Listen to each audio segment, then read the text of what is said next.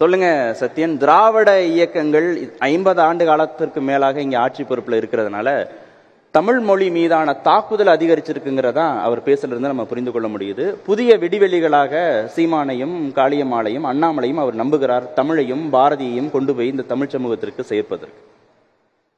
அனைவருக்கும் வணக்கம், வாய்ப்புக்கு நன்றி. எனது வாழ்வினையரை தந்த திருச்சி இந்த வாய்ப்பையும் எனக்கு அளித்துள்ளது. முதல் முறையாக ஒரு பொது மேடையில். திருச்சி திருப்புமுனை தருமா? திருச்சி திருப்புமுனை தருமா பார்ப்போம். அதாவது ஆங்கிலத்தில் ஒரு சொல்லுண்டு, மன்னிக்க வேண்டும், ஐ ஆம் பிகாஸ் யூ ஆர் என்பார்கள். பாபா சாஹேப் அம்பேத்கரை பற்றி நிறைய பேர் அது மாதிரி சோசியல் மீடியாவில் போட்டு பார்த்துருப்போம், சமூக வலைத்தளங்களில். அதாவது நான் இங்கு இருக்கிறேன் உன்னால், உங்களால், அப்படி நான் இங்கே இன்னைக்கு இருக்கேன்னா, நம்ம எல்லாரும் இங்கே இருக்கோம்னா, தமிழ்நாட்டில் இருக்கிற ஒரு 70, 80, 90% பேர் இங்கே இருக்கோம்னா அதற்கெல்லாம் காரணம் பெரியார் காட்டிய வழி, அதற்கடுத்து அண்ணா அறுதியிட்டுக்குரிய வழி, அடுத்து கலைஞர் கொடுத்த வழி, அடுத்து ஒவ்வொரு விஷயத்தையும் யோசித்து சிந்தித்து என் தமிழ்நாட்டை, என் தமிழை, என் தமிழர்களை, என் சொந்தங்களை எங்கு கொண்டு சேர்க்க வேண்டும் என்று பார்த்து ஒவ்வொன்றும் பார்த்து பார்த்து வந்ததால் நின்றது. இன்று எந்த புள்ளி விவரத்தையும் நீங்கள் எடுத்து பாருங்கள், உணர்ச்சி வசப்பட்டு 1000 பேசலாம், எந்த புள்ளி விவரத்தையும் எடுத்து பாருங்கள், டேட்டா என்பார்கள், தரவு என்பார்கள். தமிழ்நாடு எங்கு உள்ளது, தமிழர்களின் நிலை என்ன, எந்த ஒரு மல்டிநேஷனல் கம்பெனின்னு சொல்லுவாங்க, எந்த ஒரு இதுக்குள்ள போனாலும் எத்தனை தமிழர்கள் இருக்காங்க, மற்ற இடத்துல இருந்து எத்தனை பேர் இருக்காங்கன்னு பாருங்க. தமிழ் அப்படின்ட்டு நம்ம இன்னைக்கு இவ்வளவு பெருமையா சொல்றோமே, ஒரு சாதாரணமா ஒரு வெளி மாநிலத்துக்கு போயிட்டு வேர் ஆர் யூ ஃப்ரம் அப்படின்னு அவங்க கேட்கும்போது ஐ எம் ஃப்ரம் தமிழ்நாடுன்னு சொல்லும்போது ஒரு பெருமை வருதே, அந்த பெருமை எங்க இருந்து வந்துச்சு?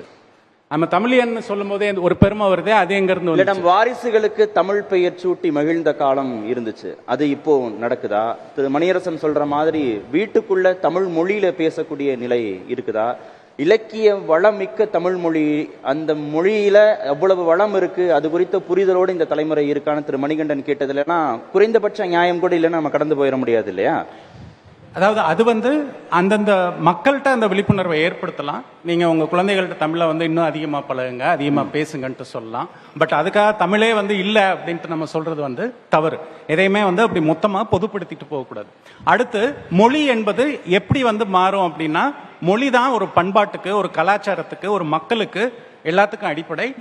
முக்கியமா மக்கள் அதை பேசணும். இன்னைக்கு வடமொழின்னு சொல்லப்படுற சமஸ்கிருதம் மொத்தமா காணாம போனதுக்கு நம்ம எல்லாரும் சொல்ற ஒரு இது, தமிழ் அப்படிங்கும்போது தமிழர்னு இருக்காங்க, அதை பேசுறதுக்கு ஆள் இருக்காங்க, அதற்குன்னு ஒரு கலாச்சாரம் இருக்கு, அதற்குன்னு ஒரு பண்பாடு இருக்கு.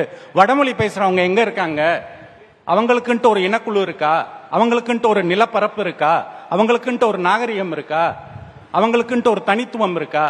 அதெல்லாம் எங்க இருந்து வருது? அந்த மொழியில இருந்து வருது. அந்த மொழியை நம்ம இத்தனை நாள் கட்டி காத்ததுனால, திராவிட இயக்கம் அதற்கு பெருமளவு முக்கியத்துவம் கொடுத்ததுனால, இன்னும் சொல்ல போனா பெரியார் அந்த எழுத்து சீர்திருத்தம் கொடுத்ததுனால, ஒவ்வொரு விஷயத்திலையும் அதை எடுத்து நம்ம இன்னைக்கு பார்த்துட்டு இருக்கோம். அந்த விஷயங்களை நம்ம புறந்தொள்ளிட்டு போயிட முடியாது. எத்தனையோ விஷயங்களை எடுத்து நம்ம கொடுக்கும்போது, இன்றைய காலகட்டத்தில் ஐயா சொன்ன தலைவர்கள் தமிழை வளர்க்குறாங்கன்னா வளர்க்கட்டும். ஆனால் அதில் ஒருத்தர் for example I am proud Kannadiga அப்படிங்கிற ஒரு நாள் திடீர்னு, அப்போ அதற்கு எங்க இருந்து எனக்கு பதில் கிடைக்குங்கிறது தெரியல. அதை கூட விடுங்க, சரி, அந்தந்த இடத்துக்கு தகுந்த மாதிரி பேசுறாங்க. நீங்களும் பெங்களூர் தானே? நீங்களும் பெங்களூர்ல பெங்களூர் தான். அதாவது நான் தமிழன் அப்படின்ட்டு சொல்றது வேற, நான் ஒரு இதை அமுக்கி கொன்னு இல்லாம பண்ணி நான் வரணும் அப்படிங்கிறது வேற. இன்னைக்கு நம்ம எல்லாருமே சொல்ற ஒரு வார்த்தை சாய்ஸ் வெர்சஸ் இம்போசிஷன் சொல்லுவாங்க. அதாவது என்னிடம் நீ திணிக்காதே, எனக்கு விருப்பம் இருந்தால் நான் படிப்பேன். அதே மாதிரி எனக்கு கொடுத்தது தமிழ், எனக்கு படிப்பை கொடுத்தது தமிழ். இன்னைக்கு நான் பெங்களூர்ல போய் உட்காந்துருக்கேன், இன்னைக்கு என்னால ஒரு வேலை பார்க்க முடியுது, இன்னைக்கு என்னால ஒரு விஷயங்களை கொடுக்க முடியுது, அது மாதிரி இன்னும் எத்தனையோ பேருக்கு முடியுதுன்னா அதற்கு காரணம் தமிழ், தமிழர் தலைவர்கள், திராவிட அரசியல்ல அவங்க எடுத்து கொடுத்த விஷயங்கள். ஒவ்வொரு விஷயமும் சிம்பிள். இன்னைக்கு இருக்கிற ஒரு ஐடி கம்பெனிக்குள்ள நீங்க போய் ஆவரேஜா ஒரு டேட்டா எடுத்து பாருங்க. ஃபர்ஸ்ட் ஜெனரேஷன் கிராஜுவேட் சார் நான் அப்படின்ட்டு பெருமையா சொல்றாங்கல்ல, அந்த ஃபர்ஸ்ட் ஜெனரேஷன் கிராஜுவேட்டுக்கு, அந்த முதல் தலைமுறை பட்டதாரி அப்படிங்கிறதுக்கு எத்தனை சலுகைகளை இந்த மாநிலம் கொடுத்தது?